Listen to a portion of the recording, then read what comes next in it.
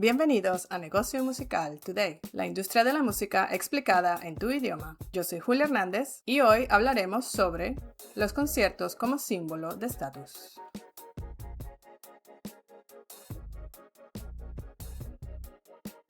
Durante décadas, vender todas las entradas de un gran recinto era el momento definitorio en la carrera de un artista. Hoy, en cambio, un sold out en una arena de 20,000 personas puede parecer casi rutinario. Las giras de las grandes estrellas del pop se han convertido en maratones de estadios, residencias de múltiples noches y producciones multimillonarias que baten récords históricos de recaudación. Al mismo tiempo, el precio de las entradas se ha disparado hasta niveles que hace una década habrían parecido inconcebibles.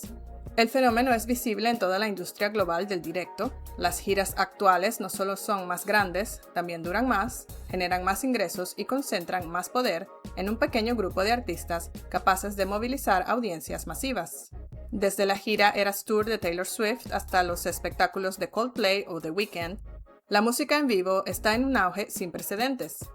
Pero detrás de este boom también emergen tensiones estructurales, precios en alza, presión sobre los artistas de nivel medio, monopolios en el sistema de ticketing y una experiencia de concierto cada vez más diseñada para las redes sociales.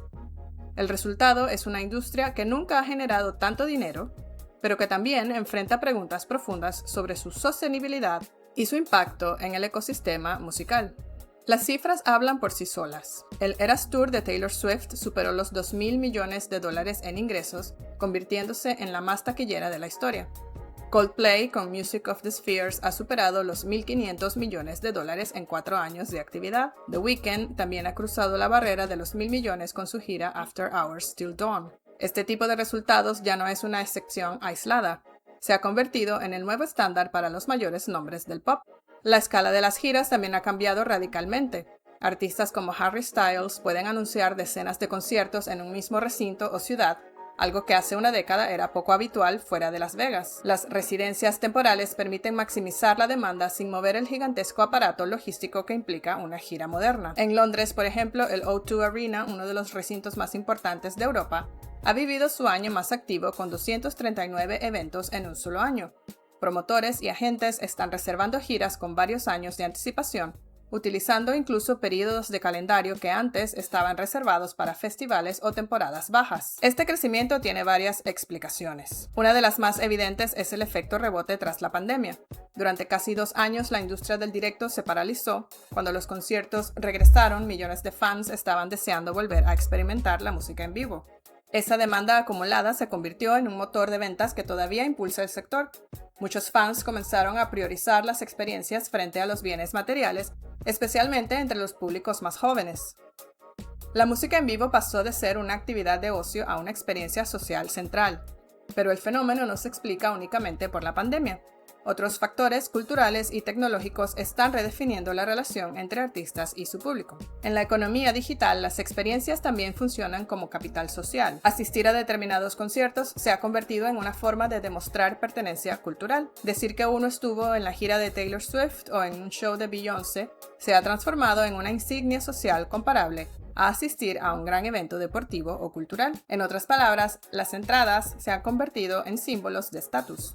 Las redes sociales amplifican este fenómeno. TikTok, Instagram o YouTube están llenos de clips virales de conciertos, estrenos de canciones inéditas o momentos visualmente espectaculares. Este contenido genera FOMO, o Fear of Missing Out, entre los fans que no estuvieron allí, lo que a su vez alimenta la demanda para la siguiente gira. Incluso personas que no siguen particularmente a un artista pueden querer asistir al concierto, simplemente porque el evento se percibe como un momento cultural importante. Y las redes sociales no solo influyen en la demanda, también están cambiando la forma en que se diseñan los conciertos. Los espectáculos actuales están pensados para generar momentos virales, coreografías, cambios de vestuario, escenografías gigantescas y apariciones sorpresa. La experiencia del concierto ya no se limita a la audiencia presente en el recinto, también se dirige a los millones de espectadores potenciales que verán fragmentos del show en las redes sociales. Esto ha provocado una escalada en los valores de producción. Los fans esperan espectáculos cada vez más elaborados, no basta con una banda tocando bien.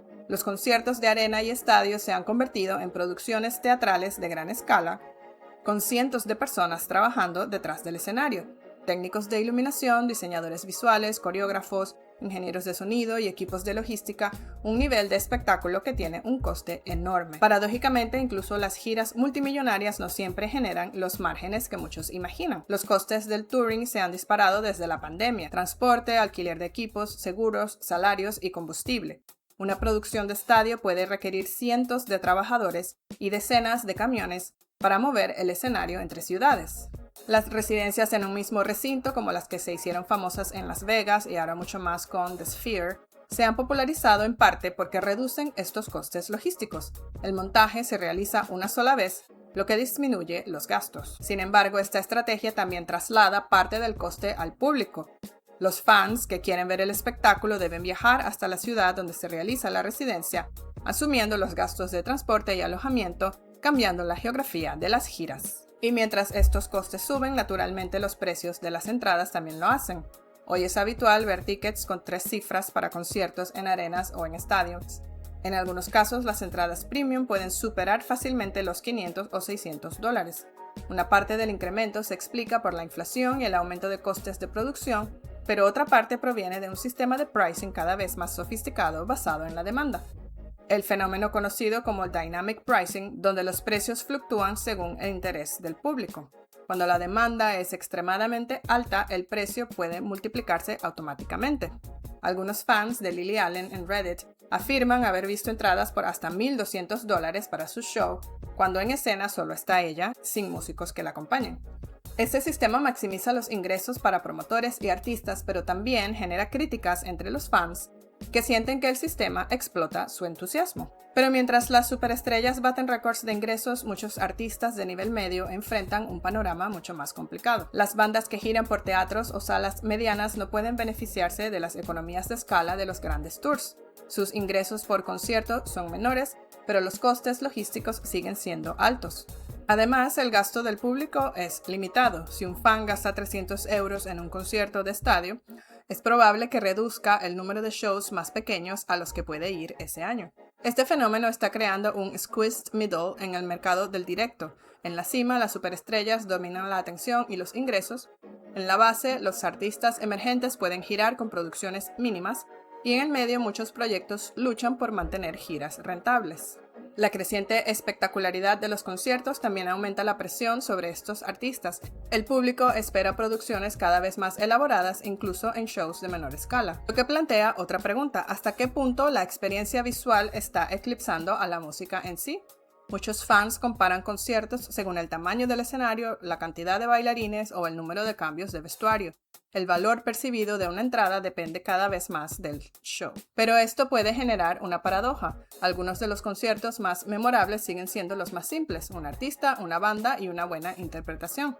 La tensión entre espectáculo y autenticidad forma parte del debate actual sobre el futuro de la música en vivo. Está claro que los conciertos se han convertido en el centro económico de la industria musical.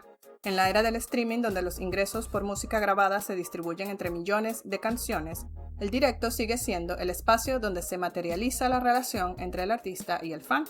La pregunta no es si el mercado seguirá creciendo, todo indica que lo hará. La verdadera cuestión es quién se beneficia de ese crecimiento y si la industria será capaz de equilibrar el espectáculo global con un ecosistema musical diverso y sostenible. Si te ha parecido interesante este análisis, no olvides suscribirte a este canal y nos vemos en la próxima.